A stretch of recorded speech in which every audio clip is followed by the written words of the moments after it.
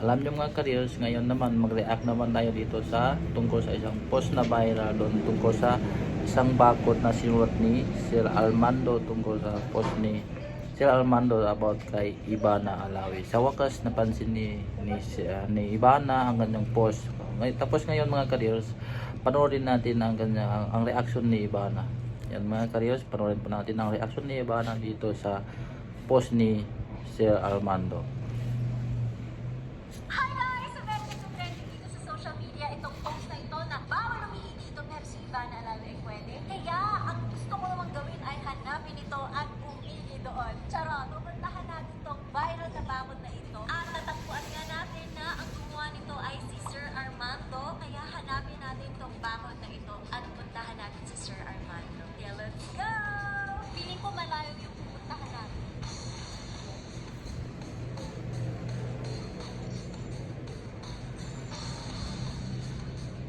O sa Bulacan pala siya guys, sa Bulacan pala yung pinuntahan niya.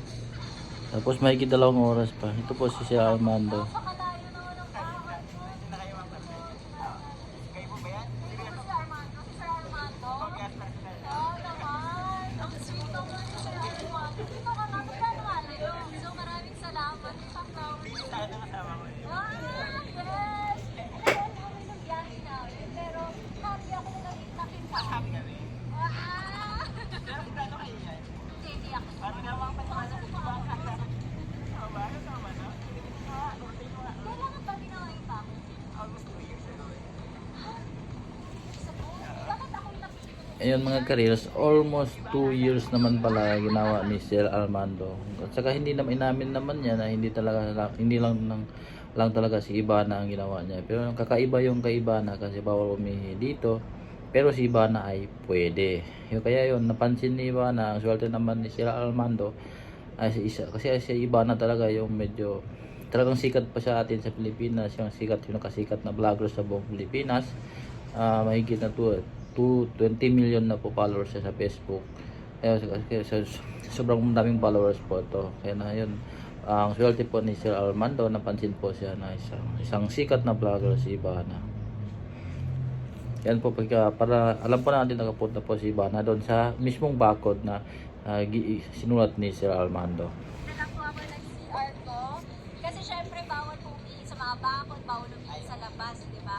Kaya naman po, may dala po talaga akong CR ko sa Charan!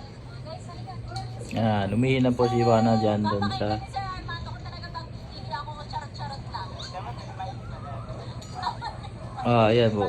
Talagang ano nila para talagang totoo.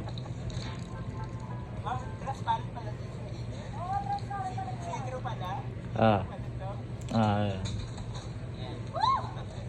Success! Okay.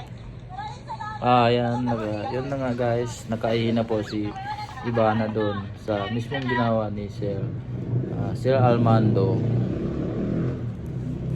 Sir Armando yung ginawa niya doon. Yung success na po.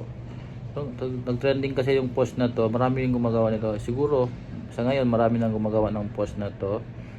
Sa ngayon, nasisipin ko guys, naka 22 million likes siya.